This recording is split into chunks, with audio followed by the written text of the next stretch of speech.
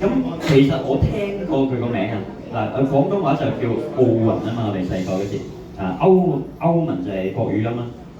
咁好啦，原來咧佢係仲勁過碧咸嘅喎。我想當年我以為碧咸最勁嘅嘛，原來佢唔係最勁因為嗰個年代咧係歐雲係攞到世界足球先生嘅稱號而嗰個年代其實碧咸都未攞到嘅原來咁犀利。咁咧其實想當年佢已經係一個星球人嚟嘅，係佢哋周薪㗎嘛，即係每星期出糧㗎嘛。佢哋每星期出糧過百萬嘅，所以我哋叫佢星球人。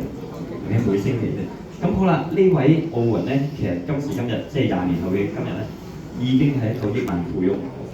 咁呢個億萬富翁有後，即係叫咩？有名有利係咪啊？即係好有名譽係咪？呢個咁有名譽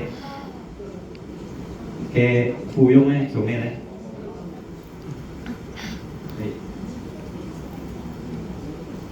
佢就幫我哋賣廣告啦。有啲億萬富翁幫你賣廣告好唔好啊？佢係推廣緊呢個眼機咁點解咧？點解佢竟然幫我哋推廣眼機咧？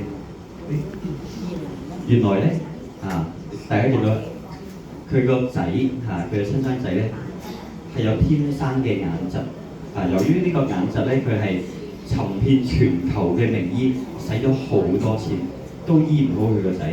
佢個仔去到17歲嘅時候咧，仲要係接近失明添，越嚟越差。咁但係咧，就呢個時候有人送咗部眼機俾佢個仔用。咁用完之後咧，得咗喎。跟住奧雲係自己主動走嚟揾 Olive， 話要做我哋嘅代言人，係因為基本上你根本用錢係請佢唔喐嘅，仲要佢依家去用佢嘅名譽嚟賭喎，係咪啊？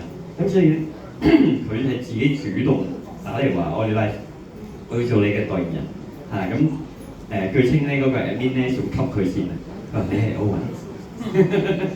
我係奧巴馬，即係俾人吸線，你以為整蠱電話，有冇可能一個億萬富翁走嚟話要做我哋代言人啊？佢主動走嚟嘅，咁所以呢個亦都係好證明到我哋嘅產品咧係真係佢嗰個效果係真係有非常非常高嘅效用嘅。